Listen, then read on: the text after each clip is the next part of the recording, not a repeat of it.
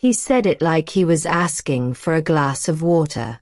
Just apologize to her, my husband whispered, eyes fixed on the table between us, as if the wood grain could save him from looking at my face. It would make things easier. Easier. After 40 years of marriage, after the counseling sessions that smelled like stale coffee and lavender air freshener, after the nights I lay awake listening to the refrigerator hum and telling myself forgiveness was the brave thing. Easier was the word he chose. If you're watching from somewhere tonight, maybe your kitchen, maybe your bedroom, maybe sitting in your car because it's the only quiet place you have, tell me where you're watching from. And if you've ever forgiven someone only to realize they took your mercy as permission, go ahead and like and subscribe. These stories are for the people who kept their dignity even when their hearts were tired. My name is Eleanor Pierce. I'm 71 now, and I used to teach 6th grade English in a small town outside Asheville, North Carolina. I retired 3 years ago, the year my knees decided stairs were no longer a reasonable request. I thought retirement would be slow mornings, library books, and the kind of peace you earn after a lifetime of being responsible. Instead, retirement handed me the hardest lesson of my life. That peace isn't something you receive. It's something you choose, sometimes with shaking hands. My husband, Thomas, and I had been married for 40 years when I found out about the affair. That sentence still feels unreal on my tongue, like it belongs to someone else. 40 years is a lifetime of small rituals. His coffee cup always on the right side of the sink, my habit of folding towels a certain way, the Saturday mornings we spent reading separate newspapers but sharing the same quiet. It's shared grief too. His brother's funeral, my mother's slow decline, the years we tried for a baby and never had one. We learned how to be a family of two without calling it a loss out loud. Thomas was never flashy. He wasn't the type to flirt openly or draw attention. He was steady, reliable, the kind of man people described as a good one. He worked in county administration for most of his career, handled budgets, attended meetings, complained about paperwork. He came home on time. He kissed my cheek. He took out the trash without being asked. If you asked me before everything happened what my marriage was like, I would have said, I was safe. And when you've lived a life where safety mattered, where you watched your father drink too much, where you learned early to read moods like weather, safety can feel like love. The first clue didn't arrive like thunder. It arrived like a draft. A phone turned face down. A new password I didn't know. A slight impatience when I asked simple questions, as if my curiosity was an accusation. You're being paranoid, he said once, laughing lightly. And I remember how that laugh made my stomach tighten. Not because it was cruel, but because it was unfamiliar. Defensive. I told myself I was imagining things. I told myself retirement had made me restless. I told myself it was normal for couples to drift a little when the routine changes. Then one afternoon, I went into his study to look for the warranty papers for our dishwasher. The study still smelled like him.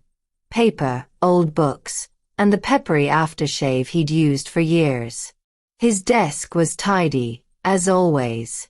Thomas liked order. But his printer tray was open, and a sheet of paper was half ejected, as if it had jammed and he'd forgotten. I pulled it out without thinking. It was an email. Not printed in full, just the first page. Enough. Her name was on it. Lydia. And there were words on that page that no wife of 40 years should ever have to read. Words that were tender in a way he hadn't been with me in months. Words that made my throat tighten and my vision blur, like my body was trying to protect me by narrowing the world. I stood there in his study holding that paper with both hands, as if it might fly away. My knees went weak. I sat down in his chair because I couldn't trust myself to stand. I don't remember the exact moment he walked in. I only remember the sound of his footsteps stopping short, and the silence that followed. "Eleanor," he said softly. That soft voice, gentle, careful, was what broke me. Because it was the voice he used when he wanted forgiveness before he'd earned it. I held the paper up. My hand was trembling now. "How long?" I asked. He didn't lie. That's the part that still makes my chest ache in a strange, complicated way. "A year," he said. "A year. A whole year of Christmas dinners, of Sunday walks, of me folding his shirts and making his tea and thinking we were simply aging together." I stared at him. "Who is she?" He swallowed. "Someone I met through work. It started as talking." "Talking," I repeated, and my voice sounded far away. He tried to reach for me, and I stood up so fast the chair scraped the floor. "Don't," I whispered. His face crumpled. "I never meant to hurt you." That line, "I never meant to hurt you," has been said to women for generations, as if intention erases impact. I didn't scream. I didn't throw anything. I walked into my bedroom and closed the door behind me and sat on the edge of the bed, staring at the quilt my mother made when I got married. The stitching looked like tiny promises. That night, Thomas slept in the guest room. I heard him moving around out there, opening and closing drawers, clearing his throat like he was trying to swallow his own guilt. I lay awake listening to the house settle, the creak of wood, the distant bark of a dog, the soft click of the ceiling fan.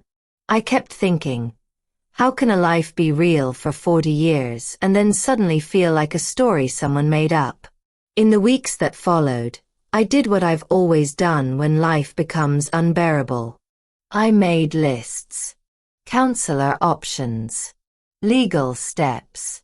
Financial documents. The practical tasks kept me from collapsing. My teacher's brain wanted structure, even for grief. Thomas cried in the counselor's office. He held my hand in public like he was afraid someone would take me away. He promised it was over. He promised he'd do anything. And eventually, I believed him.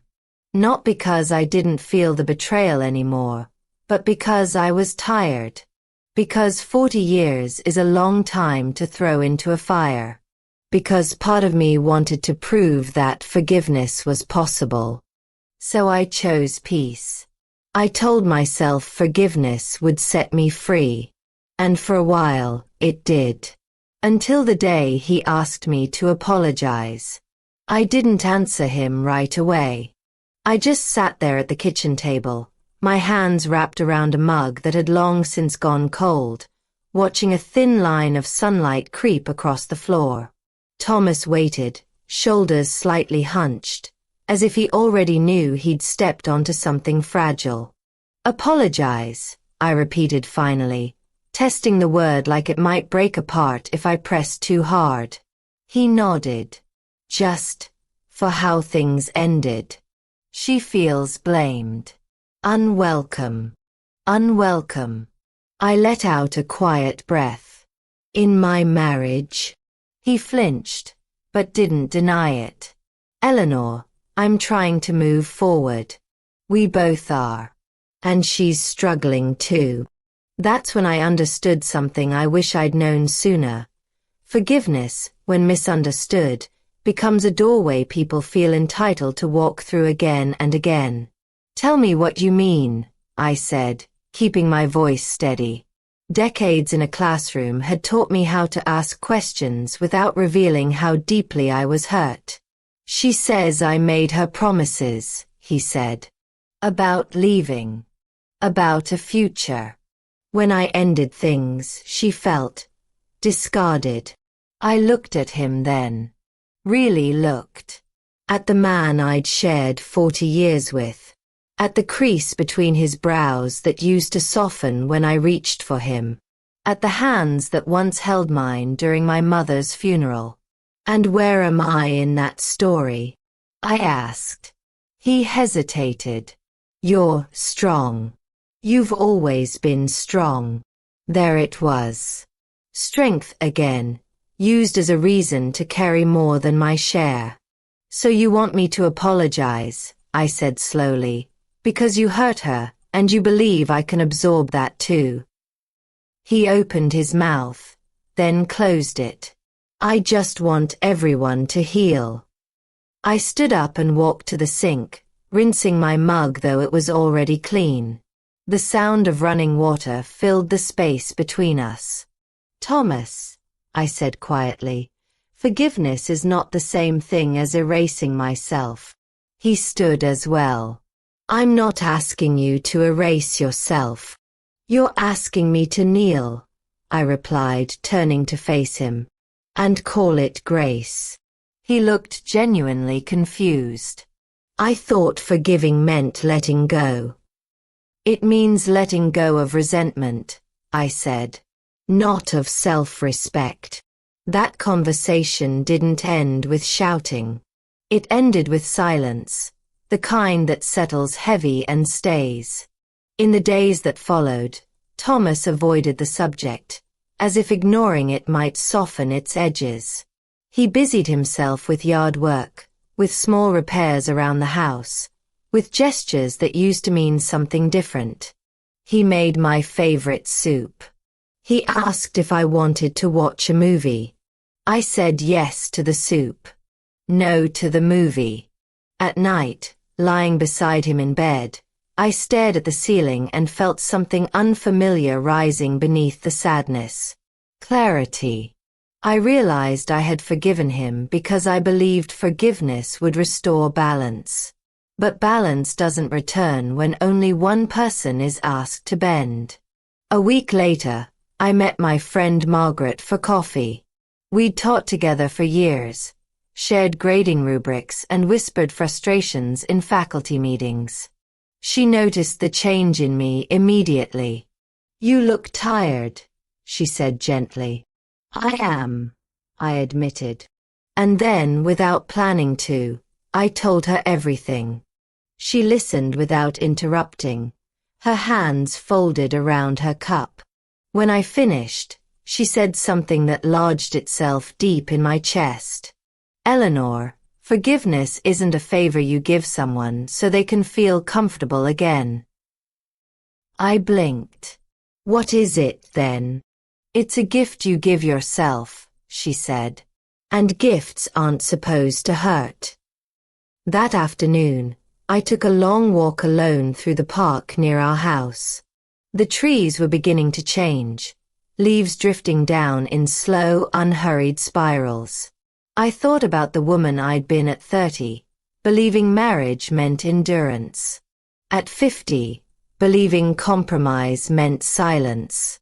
At 71, finally learning the difference between peace and surrender. When I got home, Thomas was in the living room, reading the paper. I've thought about what you said, he began. So have I replied. I sat across from him, my back straight, my hands calm in my lap. I won't apologize to her, I said. Not now. Not ever. His shoulders sagged. Eleanor. I forgave you because I chose to, I continued. But forgiveness doesn't rewrite history. And it doesn't place responsibility on the wrong person. He rubbed his face. What does this mean for us? It was the question he should have asked months ago. It means, I said carefully, that I'm no longer willing to be the person who makes things easier at my own expense. He nodded slowly, as if absorbing a language he'd never learned to speak. That night, I slept deeply for the first time in weeks. And when I woke the next morning, I knew something irreversible had begun. Not an ending, but a reckoning. Before I tell you what changed after I stopped apologizing for a pain I didn't cause, let me ask you this. Have you ever forgiven someone, only to realize they thought your forgiveness erased your boundaries? The shift didn't announce itself with drama. It arrived quietly, the way truth often does, through absence. Thomas stopped asking me how my day was. Not out of anger, but avoidance. He began lingering longer in the garage, tinkering with things that didn't need fixing. When I spoke, he listened, but with the distant politeness of a man afraid that one wrong word might reopen a conversation he didn't know how to finish. 4 years, I would have rushed to soothe that discomfort. I would have explained myself again, softened my words, reassured him that everything would be all right if we both just tried harder. This time, I didn't. I let the silence do its work. In the mornings, I took my tea out to the back porch and watched the fog lift from the hills. I noticed how the air smelled different now. Sharper, cleaner, like autumn deciding whether to arrive. I noticed how my body felt when I wasn't bracing for someone else's needs before my own. I began to understand something that unsettled me and steadied me at the same time. I had forgiven Thomas, but I had not forgiven myself for disappearing. One afternoon, while sorting through old papers in the study, I found a folder labeled Travel. Inside were brochures from years ago, trips we'd talked about taking someday. A train ride through Vermont in the fall. A quiet coastal town in Maine. Places postponed by work, by timing, by the unspoken belief that there would always be more years. I sat on the floor, brochures spread around me, and felt a slow, unexpected grief. Not for the affair, but for the version of myself that had waited so patiently for permission to live. That evening, I told Thomas the first was thinking of taking a short trip alone. He looked up from his plate. Alone? Yes, I said. Just a few days. He hesitated. Is this because of us? I considered the question. It's because of me. He nodded, though I could tell he didn't fully understand. For once, I didn't translate. I booked a small seaside inn in Beaufort, North Carolina, somewhere quiet, with rocking chairs on the porch and mornings that didn't demand explanations. I didn't ask Thomas to come. I didn't ask his opinion at all. When I packed, I noticed how little I needed. A few sweaters. Comfortable shoes. A book I'd been meaning to read for years. Margaret hugged me before I left. This isn't running away, she said. It's walking toward yourself. The drive was long and peaceful. I rolled the windows down, let the wind tangle my hair, listened to music I hadn't chosen to please anyone else. When I arrived, the innkeeper handed me a key without questions. That felt like kindness. The first night, I slept with the windows open, listening to the ocean breathe. The sound reminded me of how I used to fall asleep as a girl, believing the world was wide and waiting. Over the next few days, I walked along the shore, toes sinking into cool sand. I ate alone without feeling watched. I struck up brief conversations with strangers that ended without obligation. I sat on a bench one afternoon and wrote postcards I never sent. I realized I wasn't lonely. I was spacious. On the third morning, I received a message from Thomas. I miss you, it read. I'm thinking a lot. I stared at the screen for a long moment before replying. I hope you are, I typed. So am I. That was all. When I returned home, something had shifted. Not in him yet, but in me. The house felt different. Smaller, perhaps. Or maybe I was simply no longer shrinking to fit it. Thomas tried to resume normalcy. He asked about my trip. He suggested dinner out. He touched my arm tentatively, as if checking whether the ground was still solid. I didn't pull away. But I didn't lean in either. A week later, I told him I wanted us to attend counseling again, not to repair what was broken, but to understand what had been forgiven and what had not. He agreed, quietly. In the counselor's office, I said the words I'd been carrying since the kitchen table. I forgave the affair, I said. I did not forgive the expectation that I should make everyone else comfortable with it. Thomas stared at the carpet. The counselor waited. That expectation, I continued, tells me you still don't understand what you asked me to carry. For the first time, Thomas didn't defend himself. I thought forgiveness meant we could go back, he said softly. It means we go forward, I replied. But not to the same place. He nodded, slowly, like a student finally grasping a difficult lesson. What followed wasn't instant clarity or sudden harmony. It was work. Uncomfortable conversations. Long pauses. Small admissions. But it was honest. And honesty, I was learning, is the beginning of dignity. Before I tell you where that work led, and what choice I ultimately made about the shape of my marriage now, I want to ask you something. Have you ever discovered that forgiving someone didn't end your pain, but finally gave you the courage to face it? The weeks that followed were quieter than I expected. Not peaceful, just quieter. Like a house after guests leave, when the air still holds their voices but the rooms are empty enough for you to hear yourself think. Thomas tried. I'll give him that. He made coffee in the mornings without being asked. He folded laundry, awkwardly, shirts creased wrong, socks paired by guesswork. He asked questions and waited for answers instead of filling the space with apologies. But effort, I was learning, is not the same as understanding. Counseling peeled back years we had wrapped in politeness. In one session, the counselor asked us to describe the marriage as we remembered it before the affair.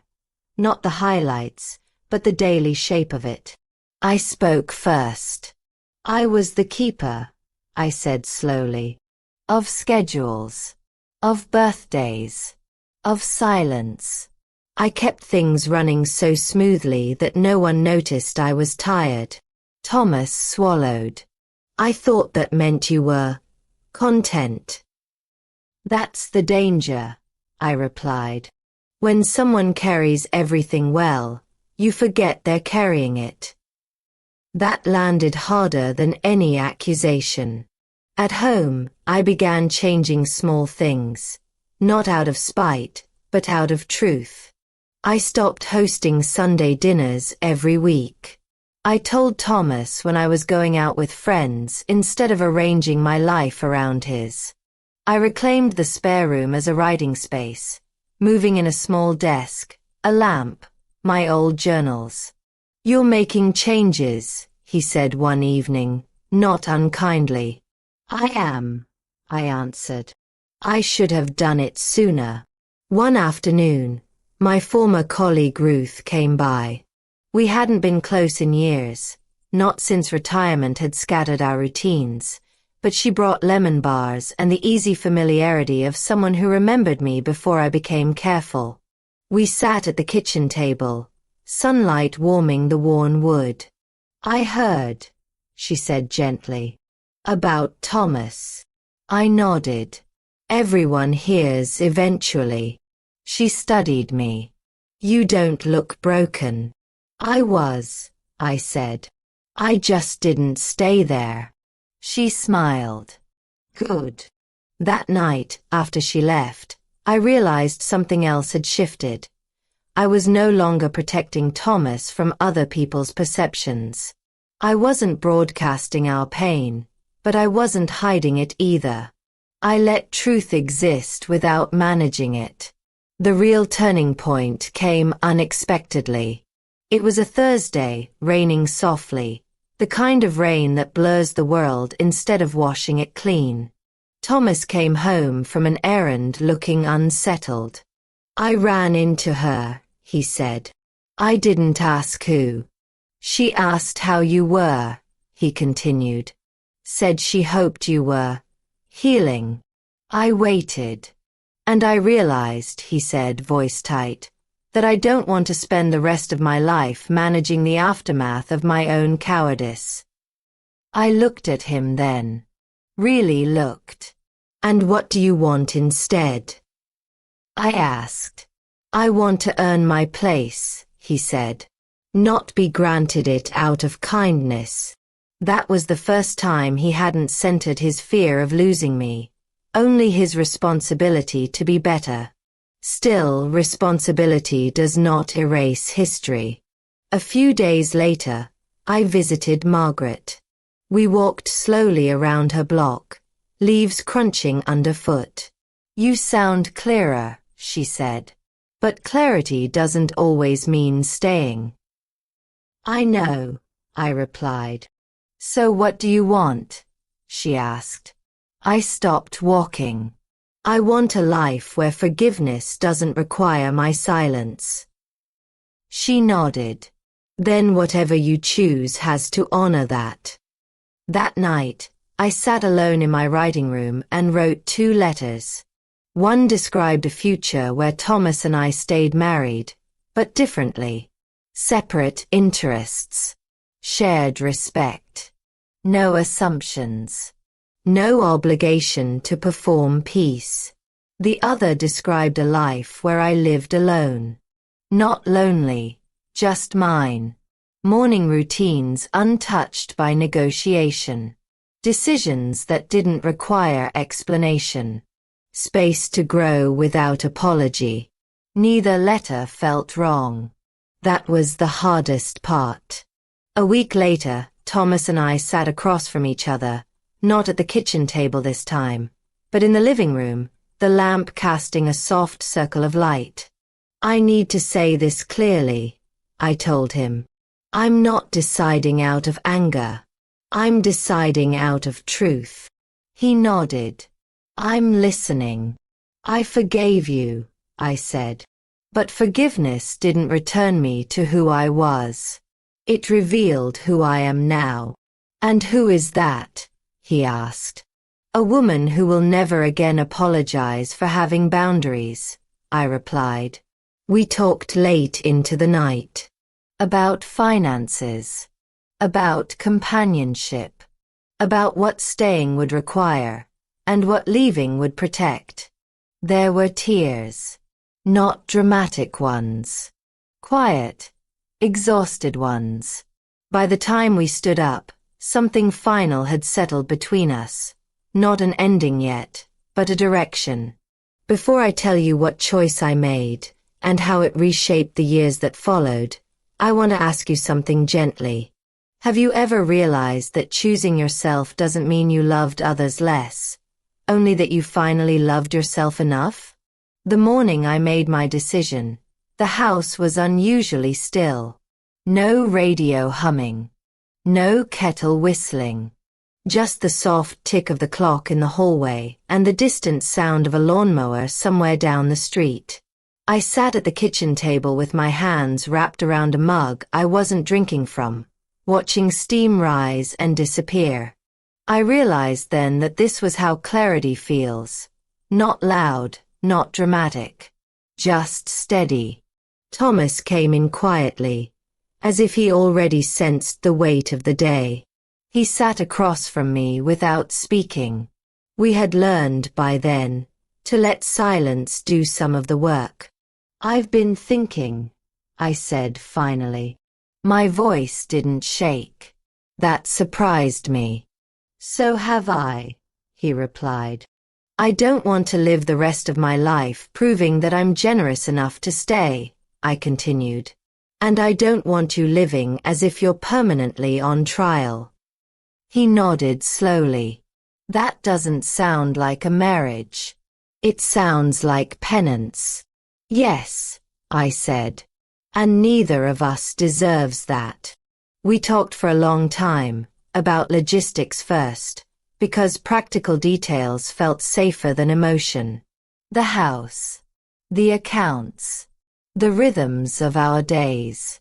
We agreed, almost tenderly, on a separation that didn't involve raised voices or slammed doors. When we reached the emotional core, it was almost anticlimactic. I don't hate you, I told him. I just can't be small anymore. He looked at me, eyes damp. I wish I'd understood that before. So do I said. And meant it without cruelty. The weeks that followed were strange and gentle. We told friends and family together, presenting a united calm that confused some people and unsettled others. A few tried to coax me into anger, as if fury would make the story easier to categorize. But anger had already done its work earlier. What remained was resolve. I moved into a small rental not far from the library, a place with creaky floors, too much light in the mornings, and windows that overlooked a row of old maple trees. On my first night there, I ate toast for dinner and sat on the floor because the furniture hadn't arrived yet. I laughed out loud, alone, at the simplicity of it. This was mine. I rebuilt my days slowly. Morning walks. Long phone calls with friends I'd neglected. Afternoons spent writing. Memories at first, then essays, then fragments of a story I didn't know I was allowed to tell. People asked if I was lonely. I wasn't. I was accompanied by myself. One afternoon, months later, I ran into Thomas at the grocery store. We stood awkwardly by the apples, both of us smiling with the polite warmth of people who shared a long history but no longer shared a future. You look well, he said. So do you, I replied. And it was true. We parted without sadness, just acknowledgement. What surprised me most in the end was how forgiveness transformed when it was no longer tethered to obligation. I forgave Thomas not because I stayed, but because I left cleanly. I forgave myself for waiting so long. I forgave the version of me who thought love required endurance at the expense of dignity. At 71, I learned that peace isn't something you negotiate for. It's something you choose, again and again, even when it costs you familiarity. Especially then. I'm telling you this now from a place I never imagined for myself. Quiet, grounded, and unapologetically whole. I don't regret the years I spent married. They shaped me. But I don't regret leaving either. Some endings are not failures. They are completions. Before I close this chapter with you, before I turn fully back to the present moment I now live in, I want to ask you something softly, honestly.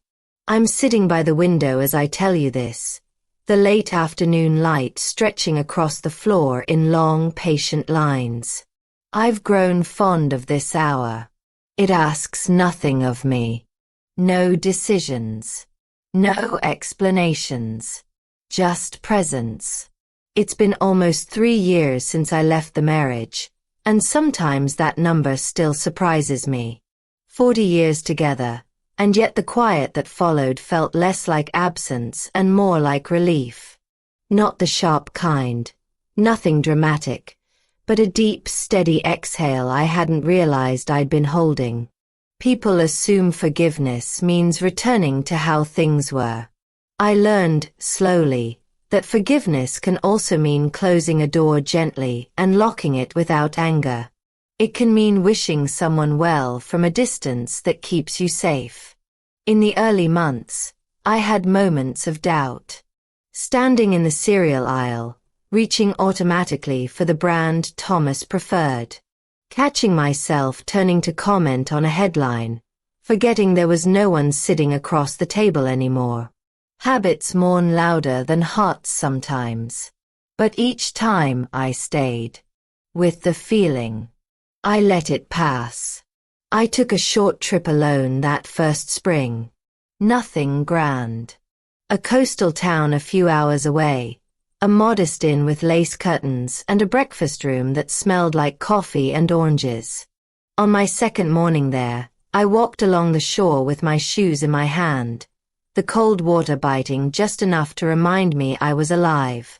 I stood there, waves lapping my ankles, and thought about all the years I'd apologized for taking up space, for speaking too firmly, for not being easy, for having boundaries that made other people uncomfortable. I whispered into the wind, "I'm done shrinking." No one heard me. That was the point. I rebuilt friendships I'd let thin over time. Women who knew me before I became careful. We laughed about old stories, the kind that sound better with age. We talked honestly, sometimes painfully, about what we'd endured in the name of love. There was no competition, no comparison, just recognition. I didn't tell them everything. Some truths don't need witnesses. But they saw the change in me, and they respected it.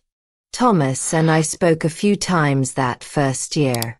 Brief, courteous conversations about paperwork or mutual friends. Once he apologized again, not the defensive kind, not the kind that asks for reassurance. Just a simple acknowledgement. "I understand now," he said. "You weren't punishing me. You were protecting yourself." "Yes," I replied. And that was enough. I never did apologize to his mistress. Not out of spite, but out of clarity. That request had been the moment everything snapped into focus. When he asked me to make myself smaller so his choices would sit more comfortably in the room, I finally understood what forgiveness was being used for. Not healing. Convenience. And I refused. At 71, I still teach in small ways. I tutor a neighbor's granddaughter in reading.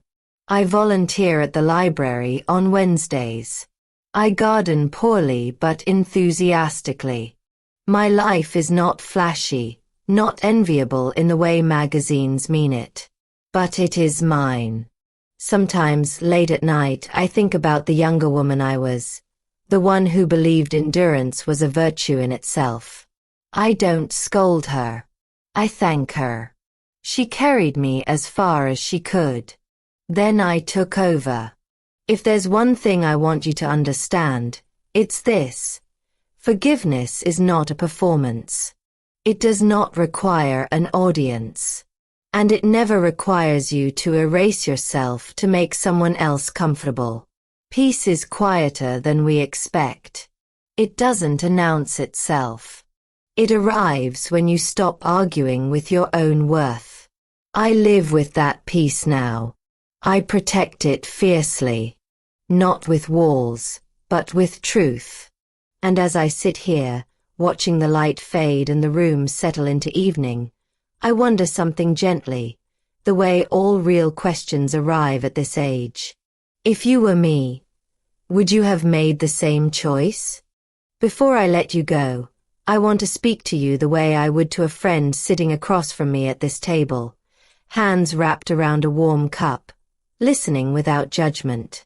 Life doesn't always break us with noise. Sometimes it wears us down quietly, with small requests to be patient, to be understanding, to be the bigger person. For years, I thought love meant absorbing discomfort so others could remain at ease. I thought forgiveness was something you offered endlessly, even when it cost you pieces of yourself. But age has a way of clarifying things.